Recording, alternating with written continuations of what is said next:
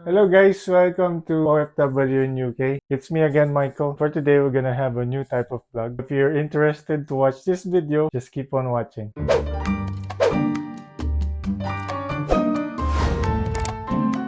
Hello guys, relax mode muna from the serious type of vlog that we usually do. Ipapakita ko sa inyo yung part of my day na ginagawa ko during my day off. It's a weekend today. This morning, we went to church, heard the mass. I went outside with my wife to buy some things. Naglakad-lakad sa city center. Kinahapunan, magluluto muna tayo ng dinner. Meron tayong kakainin mamaya and babaunin para bukas.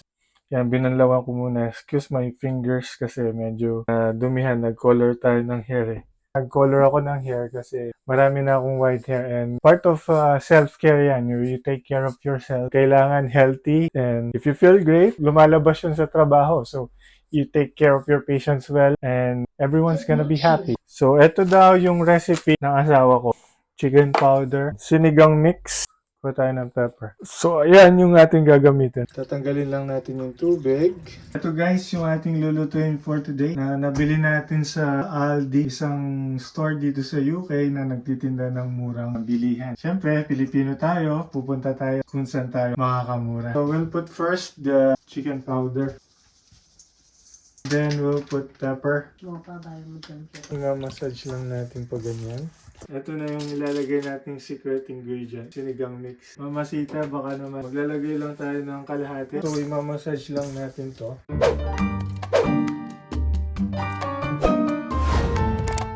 Maramihan na yung niluluto natin kasi nagbabaon tayo para makatipid. As an OFW dito sa UK, medyo mahal din pag bumibili ka ng pagkain sa labas. Tsaka you don't have much options, mostly British food. Ayun, hindi mo mabibili yung gusto mo. Hindi lang to basta vlog, makakakuha rin kayo ng tips kung balak nyo pumunta dito. Masaya dito, makakapag-ipon ka naman kung marunong kang budget. Pagkatapos ko siyang nilamas, lalagay lang natin dito sa ating air fryer. Choose lang natin which option. Doon tayo sa may chicken. And then start lang. Look at the time guys. It's 9 o'clock p.m. 9 o'clock p.m. At tingnan nyo ang itsura sa labas. Ayan. Napaka liwanag pa.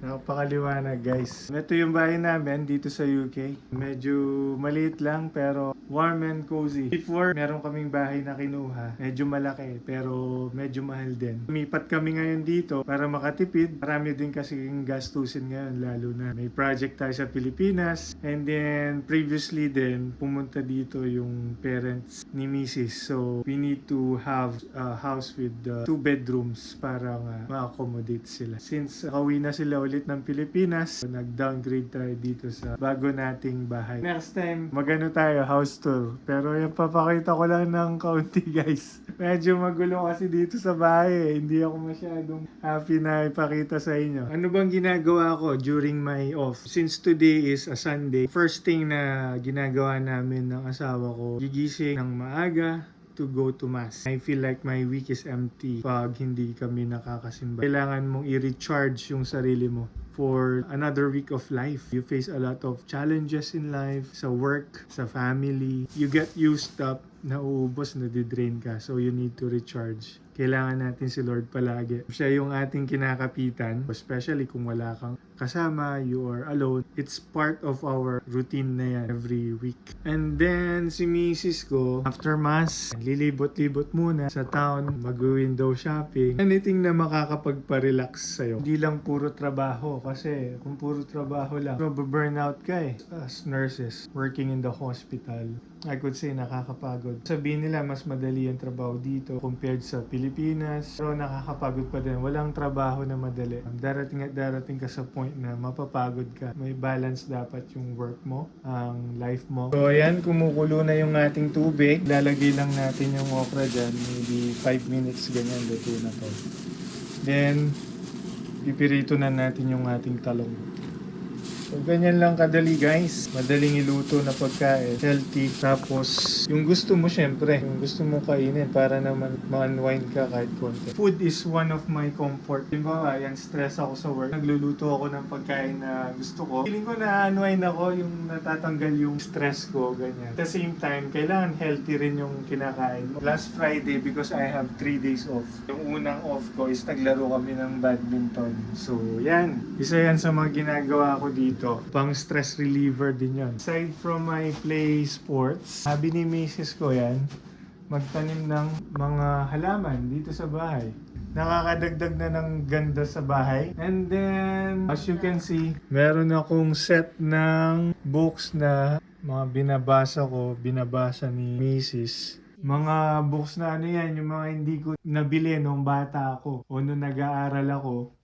Ngayong afford ko na and I got the chance to see them in the store. Yan, binili ko sila. One of my pastime yan, reading. Bukod sa reading, yan, nanonood ng Netflix. Dati nanonood kami ng sine, pero hindi masyado ngayon kasi medyo na busy. Tapos, walang masyadong magandang palabas.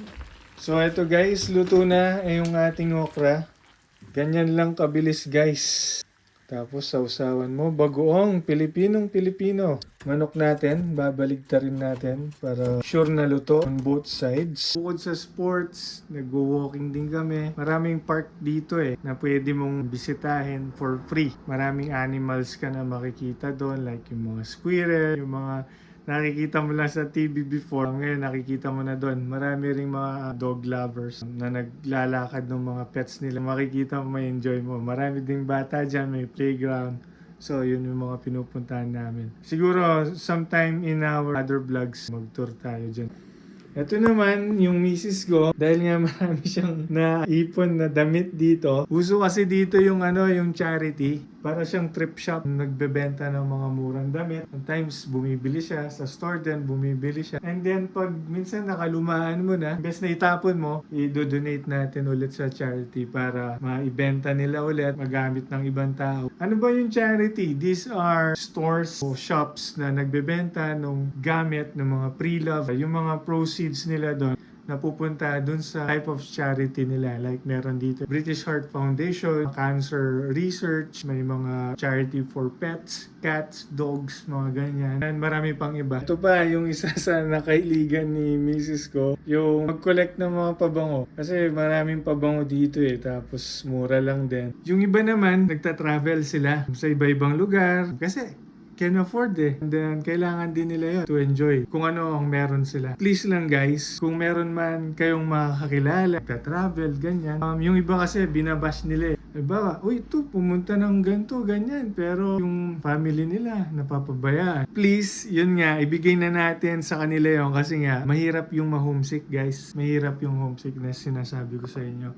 Imagine nyo kung na-homesick yan, umuwi ng Pilipinas. Paano na lang yung mga sinusuportahan, yung mga family na minsan you're not obligated naman na to provide. Pero sa culture kasi natin as Filipinos, kumbaga parang mandatory Yun yung nangyayari.